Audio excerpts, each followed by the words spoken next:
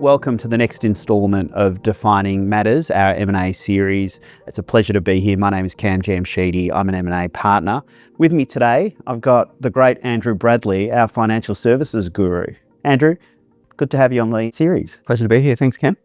So, Andrew, Defining Matters is the title of this series, and there is no more a defining matter in the last 12 months in financial services M&A than the Insignia acquisition, which you and I both acted on, a fantastic transaction of an institution that's so important to the Australian FS landscape. Absolutely, and look, a great result for our client too. So I'm very pleased to have been involved in that. I think a few things about that transaction that really sort of stand out for me. I mean, one, Insignia is obviously a bit of an amalgamation of the old IFF business, the old ANZ business, the old NAB business. They've still got quite a lot of work to do in that business, sort of bring that all together, but that's where the opportunity is. And I think that's a really key theme in terms of financial services generally in this country is there's a lot of work to do, but there's a tremendous amount of value that could be unlocked through deals like this one. Fantastic. And look, I should say, when we talk to the private equity client set, it is probably the greatest area of focus is financial services opportunities. So we want to spend a lot of time today talking about the opportunities that exist. First of all, can you set the scene, your practice, what do you focus on? What do you do day in, day out? Thanks, Cam. Yeah, so I lead the financial services, what we call front-end practice here at HSF, which is sort of 7 partners, probably about 30 to 40 lawyers across Sydney and Melbourne. And look, it's an area that the firm's made tremendous investment in the last 5 years or so. So Freehills, as we were known, HSF Kramer, as we're now known, has always had a really strong presence in financial services. Going back to before I came here, we had sort of 2 absolute leading top-tier Band 1 Chambers partners. We've expanded that team from 2 partners to 7 partners, as I mentioned, and sort of spread out over Sydney and Melbourne now. And that level of investment, I think, really reflects where our clients are going, where the work is going. And, we anticipated that need and that drive into financial services that you're talking about now. So the team sort of spans the full gamut of financial services from sort of wealth advisory, superannuation, advice and distribution, platforms, asset management, insurance, banking and non-bank lending, and fintech, which is obviously a very exciting area of the market as well. Yeah, fantastic. I mean, 7 partners, 40 associates. It's a big team. It's a big dedicated resource. Now, not every firm has that dedicated resource, but as you say, it's an area we've invested heavily in. And I think as a result, we've done a lot of the marquee transactions M&A-wise in financial services. Yeah, that's right, Cam. I would say on deals like that, you need to have a combination of the real good deal fitness and the skill in that M&A area, but also having the deep expertise in financial services. And financial services is a funny area because I think if you don't know it well and you're doing due diligence on these businesses, there's lots of areas where you could find that you don't understand what's going on or where you're actually overly spooked by what's going on. And the other thing I would just observe on that is I see a lot of lawyers who don't practice deeply in this space worried about what's happened in these businesses in the past when they look at due diligence, when actually what we think we can bring to the table is that forward-looking piece and being able to say, well, these are the pain points this business is likely to experience, which I think is a lot more valuable for a bidder looking at these kinds of transactions. Well, I love getting on the phone with you to our financial services clients or acquirers because I always learn a great deal and the depth of your knowledge is super impressive. So, okay, well, that's enough about you and our team. Let's get into the topic. So, as I say, financial services M&A is an area of focus, and I think we're going to see more deals in this space. And certainly, our private equity client set is focused together with the strategics in the space. Talk to us about the thematics that are playing through the FS landscape and what's driving the potential opportunity. Sure. So I think look, there's a tremendous amount of maturation that's going on.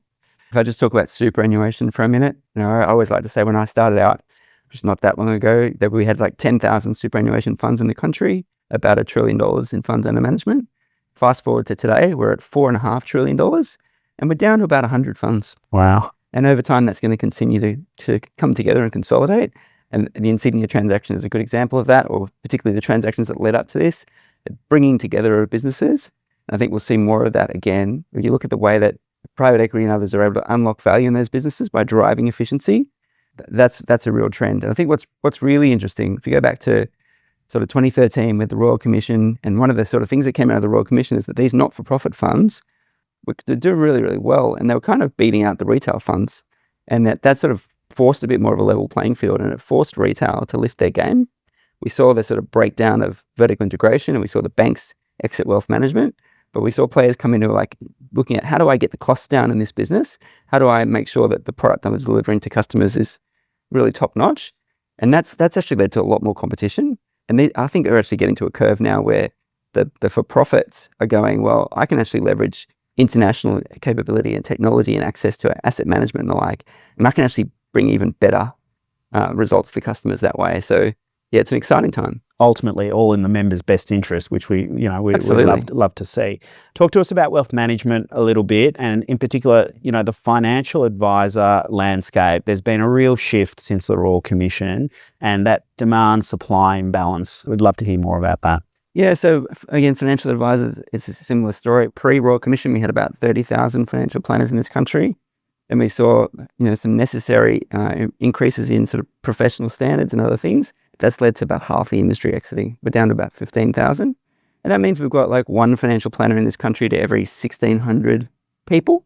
We've got an aging population. We've got more and more people who are getting to that age where they think they need financial advice. I think the last survey I saw said that sort of 91% of Australians report that they've got unmet advice needs. And in the meantime, we're looking at things like AI and what that's going to do to the financial advice business, digital enablement of advice, and again, trying to work out how we can deliver advice at a more cost-effective point. And that's the real challenge for the next sort of 5 or 10 years as we move forward. Yeah, fantastic. Well, there's a great scene setter on the thematics. I think what people really want to hear from you is what's happening in the regulatory landscape. Of course, there's been a lot of headlines in a lot of different areas, but delve into your crystal ball. Tell us what's on the minds of the regulators and the players in this space. Yeah, so it'd be easy to read the paper and be terrified about financial services businesses right now. There's a tremendous amount of focus from ASIC in particular, but from all the regulators on financial services businesses. But that's appropriate in the context of what we just talked about, which is a growing industry, and that it's simply a product of how much money is invested. And traditionally for Australians, it was like your home was your number one investment. Now we're really getting to a point where your superannuation is going to be your number one investment, and there needs to be more focus on that. So I actually don't think people should be worried about the regulatory piece. Like, it's as much an opportunity as it is a threat. And I think a business that has appropriate amounts of investment in regulatory compliance is going to outperform other players in the market. It's going to be one of the few standing when we get through this period of consolidation and change. So there is a lot going on. We've got a new head of ASIC coming in, Sarah Court. Sarah is a formidable regulator, someone who's got a strong reputation from her time at the ACCC and at ASIC of being focused on enforcement. So I don't think we're going to see any sort of slowdown in the amount of enforcement activity. But as I say, I see that as an opportunity as much as others might see it as a threat. Yeah, I can see why a financial services regulatory expert would see it as an opportunity. Are there, Andrew, specific things that are front of mind for you at the moment? If you can point to a few areas where you think the regulators are particularly focused. Sure. Look, I think understandably, ASIC's focus is very much on preventing harm to consumers. That's the number one thing. One of the biggest things is that I've been working on this past 12 months has been the Shield and First Guardian fallout. So $1.2 billion of Australian superannuation money frittered away into offshore vehicles and lost. And that's been a terrible pain point and a black mark against the industry and government. And so looking at shoring up the industry to better protect against those sorts of scams and frauds, I think is a real focus of the regulator and of the industry, and it should be. That's certainly one. I think the other thing is private credit. And again, private credit, tremendous opportunity. And whenever I talk to super funds and asset managers about private credit, it's actually about how do I get more of this stuff? So notwithstanding the fact that ASIC is saying private credit needs to improve its transparency and there's some issues there around liquidity, it's a tremendous opportunity for asset managers and super funds. And so there is a real focus on getting more of that sort of private credit exposure into portfolios right now. And Andrew, just back on First Guardian and Shield, I mean, what from a layman's perspective is you are seeing the platform providers sort of lean into remediation of those situations. And how do you think about that? Is that part of their social license to operate? Just keen to hear your thoughts. Yeah. Look, I see First Guardian and Shield a lot similarly to the way the banks have had to deal with scams more generally. It's all yet to play out in the courts, so it's a little bit presumptive of me to say, but I think this is effectively similarly a scam. And what that means in this day and age is it's really, we need a whole of ecosystem approach to dealing with these things. So First Guardian and Shield was people getting enticed through social media ads on Instagram and Facebook and the like to go and check and see if their super fund is performing, then getting told a lot of basically lies about their super fund and getting encouraged to move to a different fund. And the funds that they end up getting moved to had nothing to do with those ads. So that's why I say it's whole of ecosystem. You've got the lead generators who are encouraging people to talk to financial advisors.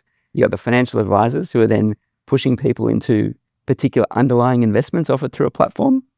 And the platforms have traditionally said, well, I'm effectively a supermarket and I work with advisors to provide choice to their clients. And when something like this happens, the advisor says, well, I relied on the platform to get the due diligence right. And the platform says, well, I looked at the ratings agencies and I got an independent report from a ratings agency. And the ratings agency said, well, I looked at what the auditors did. And the auditor said, I just look at what the company told me. And of course, at the very core of it is a fraud. So I think we all need to reflect on our role in the value chain in that. So I don't see it as social license for platforms, although it's very much the way that the regulator sees it. But similarly to the banks, I think that the platforms need to take the lead in terms of really driving that sort of change that needs to happen across the ecosystem and taking a real leadership role in that. The intricacies within the ecosystem and the various touch points, I think your point is the salient one, which is it is a whole of ecosystem approach. So that's a very, very salient point. Now, Andrew, we've got a lot of M&A participants or transactors watching this video. What are your tips for successful financial services M&A? So I think understanding what you're buying is obviously a big one. But when I say understand what you're buying, I'll come back to a point I made a little bit earlier. It's really important to be looking forward. And thus, I would say, and this is a bit of an ad, is to work with advisors who can help you do that and who actually understand the industry and understand where the market is going. It's all very well and good to do that traditional M&A due diligence and say, oh, look, there was all this regulatory activity last year. That is not going to tell you whether there's going to be regulatory activity next year. And I think we've had a lot of success, Cam, in being able to help clients to anticipate issues and not necessarily to back out of deals, but to say, okay, well, how would we manage that? Or how do we mitigate those risks and get ahead of them? So that would really be my number one. And, to give a specific example, the La Trobe situation where they were through a sale process or during the sale process, we saw a regulatory issue emerge. To give you another plug, I think you were one of the few that foresaw that. And if you looked historically at the due diligence of that business, you may not have realised that this was a imminent risk. But watching you in action, I think you were one of the few that called it and saw it. Yeah, and to be honest, it was more an industry trend issue. So that was about DDO and the real focus on DDO and reasonable steps in that market, and ASIC's focus on private credit. So we called that out to a bidder around as being a general area of concern and risk for a business like La Trobe. I would say not specific to La Trobe, but particularly for them as such a prominent player in that space. It was a high risk, and of course we're halfway through the sale process and they get hit with stop orders. So it was a good one to have been able to call out, but at the same time, I would still say that business, again, tremendous amount of value in that business. I wouldn't encourage a buyer to be worried about that. I'd be looking at, well, how do we shore that up and really put that business in a position to take advantage? Because there's lots of players that are a lot smaller than La Trobe that you can bet if you get under the hood, they'll have much bigger issues in that space. And what's interesting with that scenario is the immediate remediation is quite straightforward or easily implemented. The challenge becomes foreseeing what the ramifications for the business model may be. Is that a fair? Yeah, that's right. That's right. So in that space, it was really around restricting your ability to sell product. And so the remediation is quite quick and simple, but what that does is it makes it harder to distribute product at the volume that you might have before. And so projecting that out does take some thinking, but equally that, and this is why ASIC does this, that sends ripple effects across the entire industry. So it's not just a La Trobe that gets hit by a stop order. In a sense, it's the whole industry that's going, we're now on notice on what the regulator's expectations are. And no one wants to be in the position where they get the next stop order after that. So everyone lifts the game. And, that is a prime example of working with someone like you who is knee deep, day to day in what is happening out there in FS, working with the regulators, spending time with the regulators and understanding what their areas of focus may be in order to anticipate that risk item flow-on effects. To that end, managing regulatory approval in an M&A process. If you've got any thoughts, particularly given you've just gone through a process with APRA on the Insignia deal, any reflections on tips for success? Yeah, look, a few things I would say. One is that the regulators are surprisingly quite open and constructive in these transactions. You have to understand, I think from their perspective, like an APRA in particular, they're looking at sustainability of the industry. And so they're actually not closed-minded at all to international investors coming in, but they want to understand where the money is coming from. the regulatory approval process around super funds requires a sort of a test around control. And so you're looking at who's got voting power in the vehicles up the chain. But the regulator will say, I don't really care what the regs say. I'm not actually, yes, I'm interested in control, but I want to know where the money's coming from. And so, there's some questions around that. And navigating through that can be a bit sensitive, particularly where you've got, politically exposed parties and things in the mix. But I found the regulators to be really actually quite constructive on that, especially if you come to the process with a real lens of transparency and willingness to be cooperative and assist them in their inquiries. So again, it's something I'd say, don't be afraid of the process. The worst thing you can do is to go in there and try and minimize what you're sharing and try to say, well, under the law, I only have to provide you with X, Y, Z, because they will just go, well, that's a red flag for them. And so trust is so important. And do you think, Andrew, I think about, I compare someone like APRA to FIRB.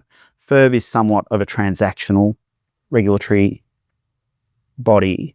Do you think APRA is more of a supervisory body and therefore comes to the transaction with a slightly different lens to regulators like FIRB or the ACCC? Absolutely. No, I think that's a good point, Cam. APRA will look at a business like Insignia and say, I need to have confidence that this business is going to continue to be run in the best interest of members and that you're going to appropriately resource it. And so when you've got international buyers coming in, potentially what you're seeing is improvements in the amount of capital that can be expended on that business to enhance things like cybersecurity and member efficiency of administration. And the regulator sees all that and says, great, that's a really good thing, but I just need to make sure the governance will be right. And it's really embarrassing, obviously, for APRA if that business is not well run in the future. So that's very much the focus is on how do we shore this up so that I can have confidence that you're going to work with this business in a way that's still about furthering the interests of members and of consumers in Australia. Yes. And of course, the uncertainty in the market at the moment, the time between signing and completion is of critical importance. So navigating that path with the regulator to get an expedient outcome is quite important from an M&A perspective. Yeah, that's right. And I would say too, that's another example of an area where an inexperienced financial services lawyer would say, well, there's specific timeframes under the Act and the regulator's got 90 days to respond to you. But the way that these processes, particularly the APRA change of control process, plays out in practice is APRA says, give me everything in draft. I'm going to ask a bunch of questions. And then when I think the application's ready, you then submit and the 90 days starts. And guess what? They're pretty much ready to go straight after that. And they say, oh, we beat our SLAs. But it's really a much longer process. It's probably more realistically a 6-month process than a 90-day process.